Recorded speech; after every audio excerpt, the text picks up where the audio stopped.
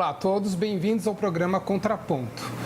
Hoje nós estamos recebendo aqui com muita honra dois convidados muito especiais. A primeira é a ambientalista, professora universitária Suzana Mais Rosa, que vai falar um pouco sobre a questão do lixo, que é uma questão que tanto vem mobilizando, né, as redes sociais, os nossos debates, as nossas conversas em Marília, quanto preocupação não tem trazido nesses últimos meses para a Prefeitura e para os cidadãos. Nós vamos falar um pouco sobre esse problema. E no segundo bloco, nós vamos falar com o Dr. Levi Gomes, secretário da Fazenda do município, que vai falar sobre a situação financeira do município, a questão da auditoria que está sendo realizada e todos esses desafios que Marília tem, né, para encarar, né, o seu passado recente e os seus prospectos para o futuro. Então, bem-vinda para começar a Suzana aqui, né? É uma honra ter ela aqui presente. Faz tempo que a gente vem, né, conversando sobre trazer você aqui, né, Su? Sim, eu que agradeço pelo convite. Boa noite a você e a todos. E espero poder contribuir um pouquinho para que a gente consiga resolver um problema tão grave que é a questão do lixo na cidade. A questão do lixo é uma questão muito grave, é uma questão de infraestrutura. O secretário, né, Ricardinho Mustafa, ele tem batalhado aí para deixar os caminhões em ordem, para retomar pelo menos o cotidiano de coleta, enquanto numa infraestrutura bastante precária, né, que foi deixada pela gestão anterior. E aí a gente fica preocupado, porque a gente sabe que o lixo ele vem aumentando, agora com essas doenças graves, né, que vem ameaçando a cidade, zika, dengue e tudo mais, isso deixa a gente mais preocupado ainda. Então é uma questão assim emergencial, né? O município continua fazendo o transbordo, né? E qual que seria, Su, na tua experiência, você que já trabalhou com isso, você que é professora lá da FAEF, que tem essa experiência nessa questão de tratamento, o que seria o melhor para Marília hoje? Vamos dizer, numa situação ideal, como é que você me imaginaria? Vamos chegar nesse cenário para começar. Bom, o passo inicial para que a Prefeitura consiga se adequar à legislação ambiental vigente, que é a nossa nova Política Nacional de Resíduos Sólidos, seria primeiramente elaborar um plano municipal de gestão integrada de resíduos.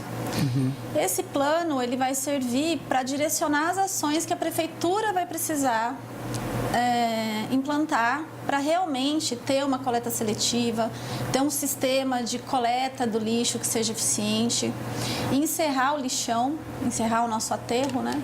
Que está... Porque hoje ele está fechado, né? Ele está de forma irregular, nós não temos mais condições de depositar resíduos no nosso aterro e isso está acontecendo com a maioria dos municípios do Brasil, não é só em Marília. Uma das principais diretrizes da Política Nacional de Resíduos, inclusive, é o encerramento dos lixões e as prefeituras precisam construir novas áreas que serão chamadas de centrais de tratamento de resíduos. Perfeito. Onde os resíduos devem chegar separados, os recicláveis, os não recicláveis e os resíduos orgânicos. Então, deve haver um espaço, um barracão, para que alguns trabalhadores vão fazer o quê? A triagem desse material reciclável e a venda, a comercialização desse material, para que ele volte para a cadeia produtiva. A compostagem é uma das diretrizes também dessa nova Política Nacional de Resíduos, é a melhor solução para a reciclagem da matéria orgânica. Então, resíduos de alimentos, sobras de alimentação, elas devem virar adubo através da compostagem. E isso é totalmente possível. Que a Prefeitura implante e uma vala impermeabilizada onde os resíduos não recicláveis, que seria basicamente lixo de banheiro, quando a gente começa a separar, que devem ser depositados nessa vala para evitar a contaminação do solo e do lençol freático. Então as coisas realmente precisam mudar, mas não é só em Marília. Essa lei é uma lei federal. Ela foi discutida por mais de 20 anos por especialistas no Brasil. Então, nós temos uma legislação muito boa, muito ampla e bastante rígida. Agora, a questão é que os municípios e as empresas devem se adequar. E a população também tem que colaborar. Essa lei ela é um marco regulatório na história do Brasil em relação à legislação. E o que ela tem de mais importante é a responsabilidade, instituir a responsabilidade compartilhada na gestão dos resíduos, entre o poder público, entre a população e as empresas, que são os grandes geradores de resíduos. Então, cada um tem que fazer a sua parte. Certo. A população precisa separar o lixo em casa, que não é difícil. Porque hoje muita gente quer separar, mas não adianta, né? Porque no final acaba... Sim, muita gente separa em casa e não tem o que fazer, porque não adianta separar, colocar lá fora e o caminhão levar para o mesmo lugar. Levar tudo junto, né? Então, muitas pessoas, inclusive, já desistiram de separar por esse motivo. A única alternativa que nós temos hoje em dia em Marília você tem alguns catadores que passe no seu bairro. Porque nem o Pão de Açúcar mais tem um ponto de coleta, um ponto de entrega voluntário. Então, a situação realmente está muito grave. O ideal seria regulamentar esses catadores, empoderá-los, deixar eles,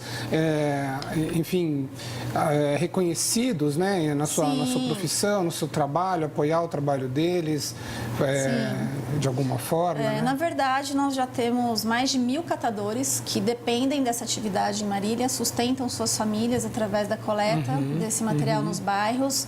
Eu acho que todo mundo já viu aí, principalmente senhores de idade empurrando esses carrinhos embaixo de sol, embaixo de chuva, sem segurança nenhuma, contra acidentes, né, podendo causar acidentes também de trânsito. Muitas vezes até recolhendo neles mesmos, né, no lixo, aquilo que serve. Sofrendo riscos de acidentes, de se perfurar, de se machucar, de contaminação. Então, uma das diretrizes também da Política Nacional de Resíduos é a inclusão dos catadores nesse processo de implantação de um sistema de gestão de resíduos. Então, essas pessoas não podem ser excluídas desse processo. Eu lembro a todos que dia 25 de abril, a Origem, né, que é a Associação Ambientalista de Marília, junto com a Secretaria do Meio Ambiente, né, e Serviços Urbanos, mais o pessoal da FAEF, vai organizar um encontro desses catadores de Marília para a gente tentar pensar numa organização, né, que os favoreça. Né? Isso vai ser uma coisa bem legal também. Né? Sim, nós já vamos participar através da faculdade, do Grupo FAEF, onde eu sou professora, de um projeto, em parceria com a Origem também, a Secretaria de Meio Ambiente, de um projeto grandioso, financiado pela Fundação Avina. É uma instituição latino-americana que fomenta projetos socioambientais em 20 países. E eles estão desenvolvendo um projeto com reciclagem inclusiva, onde foi criado um site, um guia de orientação para os catadores para que eles se tornem independentes e consigam trabalhar de forma autônoma. E nós vamos aplicar esse projeto aqui em Marília, com catadores que já estão aí no mercado trabalhando. Nós temos uma parceria com a empresa VEG Recicláveis, que tem acesso a esses catadores, é a empresa que comercializa os recicláveis aqui na região e compra dos catadores. Então, o acesso a essas pessoas vai ser facilitado pela empresa, pela proprietária, pela Vera Rojo, que está nos apoiando de uma forma muito importante. Se não fosse o apoio dela para que a gente chegasse até esses catadores também, acho que seria muito mais difícil. E esse vai ser um primeiro passo para a gente conhecer, para a gente ter acesso a essas pessoas, para a gente entender quais são as suas principais dificuldades, qual a região onde cada grupo de catadores já atua, para a gente fazer um mapeamento, a gente fazer um primeiro diagnóstico realmente da situação dessas pessoas. E isso vai servir de subsídio para a prefeitura planejar realmente a implantação de um sistema pública, né, de gestão que deve ser feita. Porque hoje em dia você tem toda uma cadeia, uma questão de cultura mesmo da reciclagem no Brasil, que ainda tem muitas janelas, né? Falta ainda resolver. Questão, por exemplo, da logística reversa, né? Sim. Você tem indústrias que produzem embalagens, produzem lâmpadas, você compra um perfume super elaborado e você tem que jogar aquilo no lixo. Faz o que com aquilo depois, né? Quer dizer, você não tem uma política de logística reversa adequada, né? Na verdade, a lei já existe, ela só falta ser realmente aplicada. A logística reversa está prevista para 6 itens. Quais são esses itens, Suzana? Seria os pneus inservíveis, que nós já temos um sistema de coleta e de reciclagem eficiente pela Reciclanip. as lâmpadas fluorescentes, as pilhas e baterias, óleo lubrificante e suas embalagens, as embalagens de agrotóxicos também. Que nós já temos um sistema no Brasil relativamente eficiente. Em algumas regiões funciona bem. E nós conseguimos reciclar já grande parte dessas embalagens de agrotóxicos. Mas ainda falta muito. A questão dos eletrônicos, por exemplo, ainda é um grande problema. Ninguém sabe o que fazer com o computador, com bateria, com eletrônicos. Já temos um programa aqui em Marília, onde as pessoas podem destinar através da ITEC. Agora nós vamos começar um programa desse pela FAEF também, através do curso de Engenharia Elétrica, da FAIP. Então, as alternativas estão surgindo, mas as empresas também têm a responsabilidade que foi instituída através dessa nova Política Nacional de Resíduos. Então, as empresas, elas precisam fazer com que as suas embalagens ou os seus resíduos, como um eletrodoméstico, uma geladeira, um fogão, volte para um posto, chegue a um posto de coleta, e isso vai ter que ser reciclado, reaproveitado, ou ter um destino final que não seja no lixão, ou na beira de um rio, ou numa mata, ou numa estrada por aí. Então, eu sinto que as pessoas querem colaborar. Sim, as pessoas querem colaborar, mas elas não têm opção.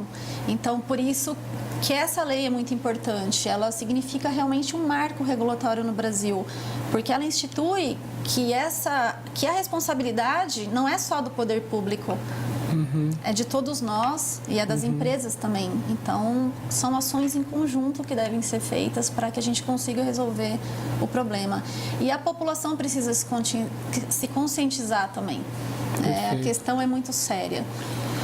Não, é muito sério. Eu queria mostrar, inclusive, umas fotos que a Suzana trouxe, né? Na Rua São Luís, no comércio. Aí o lixo todo misturado, né? Nós não temos opções de lixeiras adequadas. Pode ir girando as fotos, Júlia. Aí, uma catadora idosa, a maioria dos catadores que nós temos são pessoas idosas, são dependentes químicos, que não têm condições de encontrar trabalho e vivem pegando material no lixo. É a única opção de renda dessas pessoas. Isso aí foi uma foto que eu tirei do grupo nosso da Origem.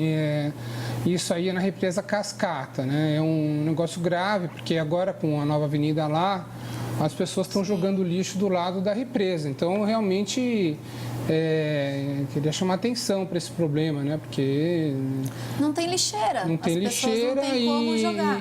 Eu acho que, no caso, não se deveria jogar. Mesmo não tendo lixeira, a pessoa pode colocar no saquinho, levar, colocar de volta no carro, mas com certeza isso são cidadãos que não estão assumindo responsabilidade pelo patrimônio público, né? Eu tirei algumas fotos lá do comércio, quando as lojas vão fechando, porque é um grande desperdício de materiais recicláveis, principalmente. Então, as empresas não têm ainda a cultura de fazer a separação. Então, as próprias empresas, né? Fora o que fica no bueiro, exatamente, né? Exatamente, aí, o que provoca enchentes. Então, lixo na rua é um grande problema. A gente vê isso em todos os lugares da cidade, em todas as cidades. Aí as lixeiras precisam ser substituídas. Nós precisamos oferecer para a população opções de pontos de entrega voluntário de materiais recicláveis, por exemplo.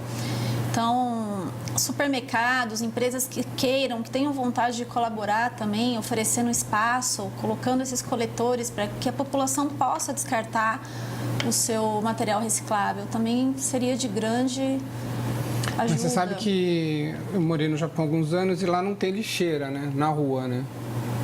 Mas é porque as pessoas simplesmente elas não jogam nada. Mas porque é outra cultura. É interessante isso daí, né? É uma questão de que o espaço público, ele é de todos, né? Sim, mas essa nós responsabilização, eu acho que é importante a gente começar a ter também, né? Em algum ponto, né? Isso também é lá na represa Cascata, né? Exemplos negativos não faltam, na verdade. Sim. Eu acho que as pessoas precisam começar a mudar os seus hábitos. Mudar a cultura, né? Mudar a cultura, pensar que a responsabilidade não é só da prefeitura, é de cada um de nós. Se cada um fizer um pouquinho, pelo menos separar em casa, quem tiver uma empresa, começar a fazer a separação, treinar seus funcionários, elaborar um plano de gerenciamento de resíduos, é assim que a gente tem que começar. A lei existe, a lei é bastante rígida, bastante completa, basta nós nos adequarmos e fazer um trabalho. A prefeitura também precisa fazer um trabalho muito sério de educação ambiental com a população, para que as pessoas entendam o porquê que elas precisam separar o lixo, por que é tão importante nós pensarmos nisso tudo. Não é só a questão estética, é a questão de saúde pública. E hoje é uma questão econômica também, né? Também tem cidades que hoje já não tem esse problema, conseguiram resolver, mesmo no Brasil e em alguns lugares do mundo, inclusive o lixo é tratado de forma diferenciada, né? Você já não tem mais, né? Nós estamos enterrando essa dinheiro, questão, né? na verdade. A verdade é essa, né? Destruindo para retirar cada vez mais matéria-prima da natureza, sendo que nós podemos reaproveitar, reciclar, fazer esse lixo valer, gerar valor, de emprego, né? E renda para pessoas que não têm oportunidade, como essas pessoas que já estão aí no sistema trabalhando. Então, é uma série de ações que devem ser implementadas para que a gente consiga melhorar a situação do nosso município. Mas eu tenho muita esperança agora com essa nova gestão, principalmente com o nosso secretário de Meio Ambiente, o Ricardo, uma pessoa que entende do assunto, ele se colocou estudou, bastante à disposição. Ele está à disposição, poder... ele tem uma cabeça muito boa e aberta, e então a nossa esperança agora é que essa gestão realmente consiga fazer algo de bom e mudar a situação da nossa cidade, porque realmente está muito grave. É isso aí. Bom, eu queria muito agradecer a Suzana, eu acho que tem muita coisa para conversar, temos alguns projetos, né, em andamento na Prefeitura, na Secretaria, vamos trazer o secretário aqui para contar um pouco para a gente. Estamos contentes com essa abordagem, né, de querer incluir, né, os catadores, as pessoas que já fazem esse trabalho de reciclagem na cidade dentro do projeto, né, de coleta seletiva da cidade. Vamos ter que implantar todos juntos essa ideia para Marília, né? Não dá para mais a gente viver do jeito que está em relação aos nossos resíduos. Com certeza, estamos entrando num colapso. As doenças estão aí para provar que está tudo errado, o que nós fizemos até agora realmente está tudo errado. Já temos consciência, já sabemos como fazer para mudar as coisas, então agora é agir. Só que é necessário a colaboração de todos, não só a Prefeitura trabalhando. Isso que é muito importante frisar para a população. Não adianta ficar só reclamando que o caminhão de lixo não passa, que tem dengue, que tem zika, que tem chikungunya, só que ninguém faz nada. Temos agora a leishmaniose também, causando um grande problema de saúde pública. E as pessoas se esquecem que a doença só é transmitida através de um mosquito. E o mosquito precisa de lixo acumulado, de água parada para se proliferar. Então, a responsabilidade realmente é de todos nós. É isso aí. Então, estamos juntos. Obrigado, Su. Eu que agradeço. Você está sempre bem-vinda aqui, à sua casa. Muito obrigada.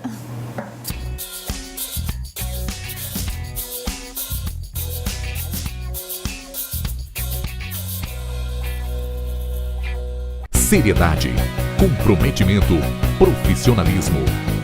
Tudo em um só jornal, com conteúdo exclusivo e notícias de primeira mão. Jornal da Manhã, a notícia levada a sério. Assine 3311-5400. Alonso, Areia e Pedra. Investimentos constantes para melhor atender seus clientes. Alonso, Areia e Pedra. 10 anos de credibilidade em Marília, com a melhor negociação. Alonso, Areia e Pedra. Avenida Antonieta Altenfelder, 935. Fone 3414-1886. Alonso, Areia e Pedra.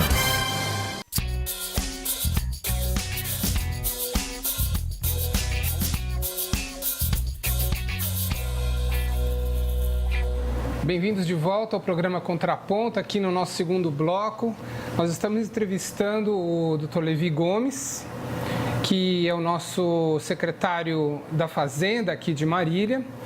Ele que vem fazendo um trabalho árduo e bastante bastante importante, né, fundamental, que é o de levantar as finanças do município, de levantar qual o tamanho da nossa dívida, como que nós vamos tratar isso. Então, hoje nós estamos entrevistando ele justamente para a gente conhecer um pouco como é que está a situação, né, do financeira, né, de Marília, né?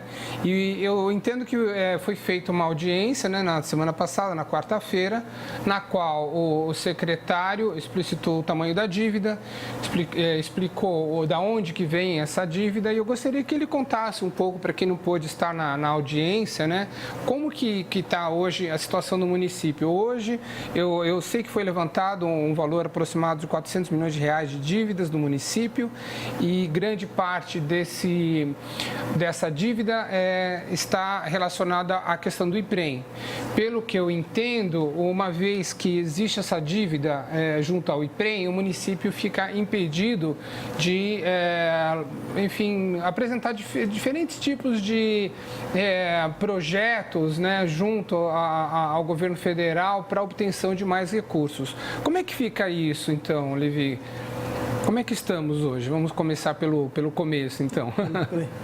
Boa noite. Com relação ao IPREM, a gente já vem discutindo bastante, falando, alertando a população. E, inclusive, nós havíamos também alertado o governo anterior.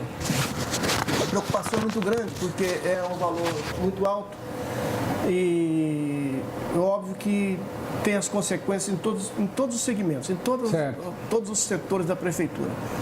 O principal, o IPREM, é bom que se entenda, o IPREM.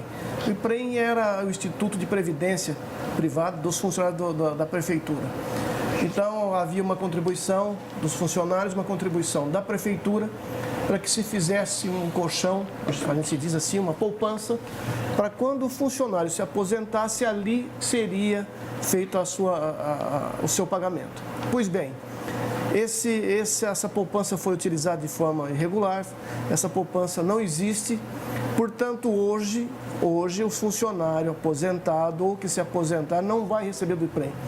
A prefeitura assume o compromisso de fazer o pagamento também desses funcionários. Isso implica em quê? Implica que esses aposentados também fazem parte da obrigatoriedade da Lei de Responsabilidade Fiscal com relação ao comprometimento de até 51%, 52%, que é o nível de prudencial para se gastar com funcionários.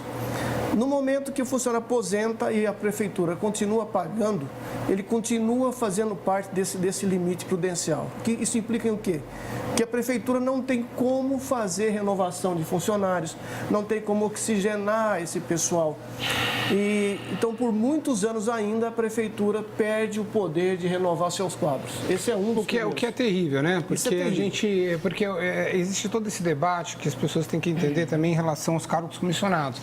Muitas vezes você tem que ter o cargo comissionado porque você não consegue fazer o concurso. Exato, né? Exato. E isso é fora do que a gente gostaria, não é o ideal. Né? E são valores expressivos, não tem como falar, como vai solucionar, não tem como solucionar de imediato. Isso é um longo tempo, nós estamos fazendo todo um levantamento, toda uma nova formatação do IPREM, mas isso vai depender do Ministério da Previdência autorizar esses novos parcelamentos, essa nova composição, essas novas segregações que nós teremos que fazer.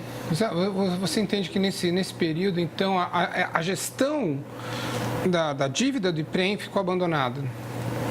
Extremamente abandonada. Eles não a gestão não de tratar, de planejar como resolver esse problema? Não houve planejamento, não houve preocupação com o IPREM, não houve o devido cuidado com que é necessário. Ou seja, com os próprios funcionários aposentados da prefeitura. Vamos dizer que não se trata apenas de uma sigla, se tratam de pessoas que dependem do IPREM funcionando para receber sua aposentadoria, para receber o fruto do seu trabalho, de tantos anos de dedicação, não é isso? Você definiu muito bem. A questão dá uma frustração para o funcionário, que ele contribuiu, ele queria ter uma tranquilidade quando se aposentasse, e hoje não tem.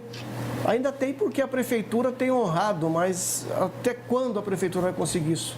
Essa sangria desses valores.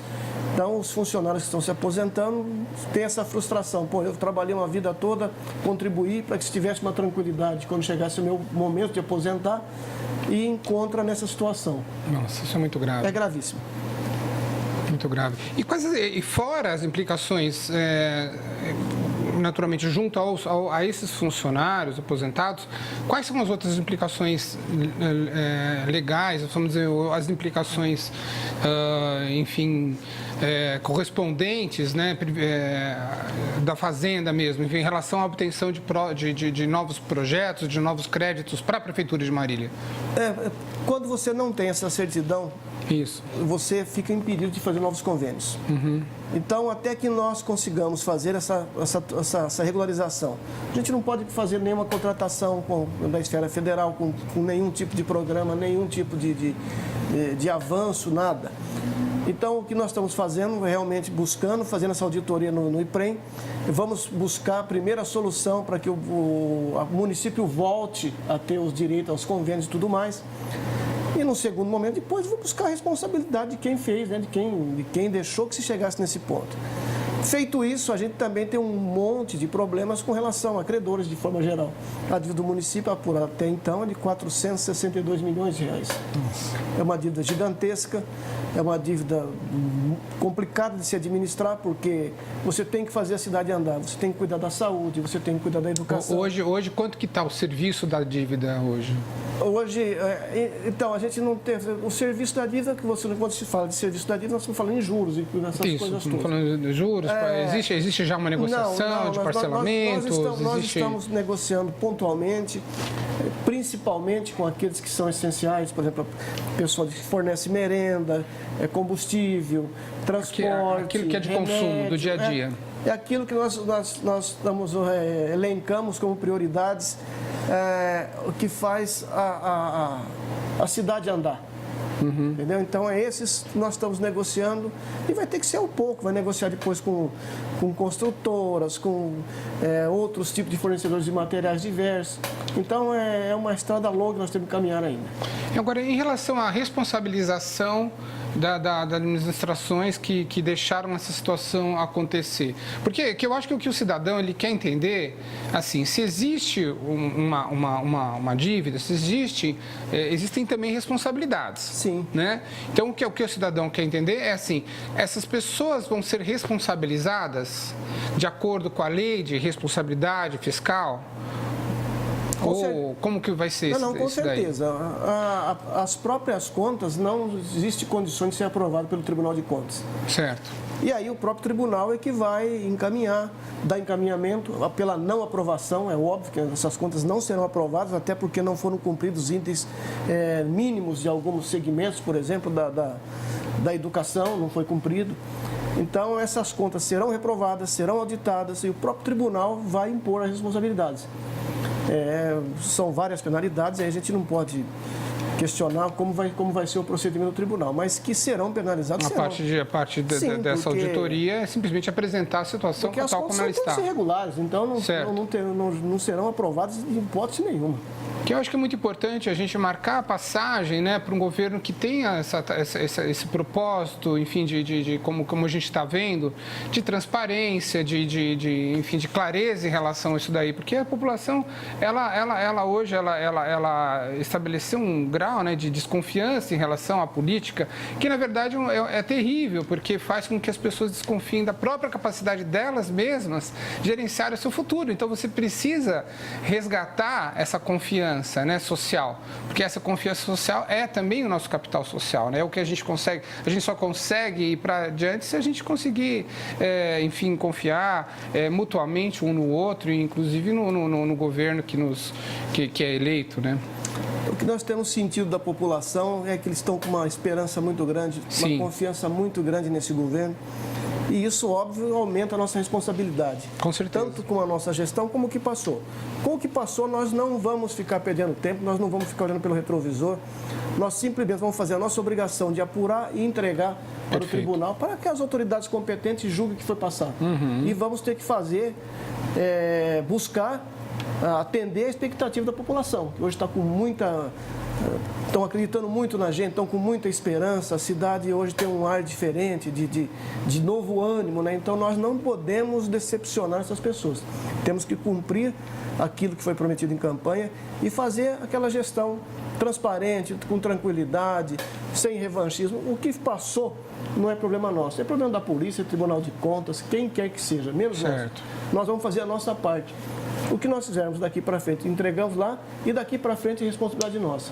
Nós não vamos ficar chorando, lamentando o que passou, porque a gente não tem, não leva a nada, né? Nós daqui para frente. Aliás, porque a questão da impessoalidade tem que ser a marca da gestão pública. Nós estamos cuidando da cidade de Marília, não estamos cuidando de gestão, de parte política, isso é outra coisa. Agora, eu entendo que a tarefa é grande, eu vejo, né, o empenho, né, do Levi, do prefeito, de levar esses propósitos adiante, de transparência, de maior clareza. Vocês estão de parabéns, eu acho que a cidade está caminhando numa direção que realmente resgata, né, a cidadania, resgata um pouco a esperança das pessoas e gostaríamos de que continue assim. Eu agradeço pelo seu trabalho e super bem-vindo, aqui a casa é sua. Eu agradeço também a presença e gostaria de deixar registrado o seguinte: eu acho que um grande diferencial dessa administração, que o Daniel tem cobrado e exigido, e a gente tem acompanhado, é que hoje nós formamos uma equipe. Nós todos trabalhamos muito integrados, o Daniel reúne semanalmente com todos os secretariados, então cada um tem a sua dificuldade, nós trabalhamos de forma muito sincronizada e afinada, um preocupado com o outro, ajudando o outro, então isso tem feito com que a administração como um todo tenha caminhado. Isso eu acho que é um ponto muito importante. Sim, e vocês contam com um time fantástico, de gente muito boa, né? Como mencionamos aqui, Ricardinho, a Vânia Lombardi, a doutora Kátia, um pessoal fantástico aí que tem se empenhado e demonstrado a que veio. Eu gostaria de deixar os parabéns aqui e deixar a casa aberta aqui para quando for necessário. Eu agradeço o convite, estou sempre à disposição. Obrigado. Muito obrigado. Obrigado a todos. Uma boa noite e uma boa semana para todos.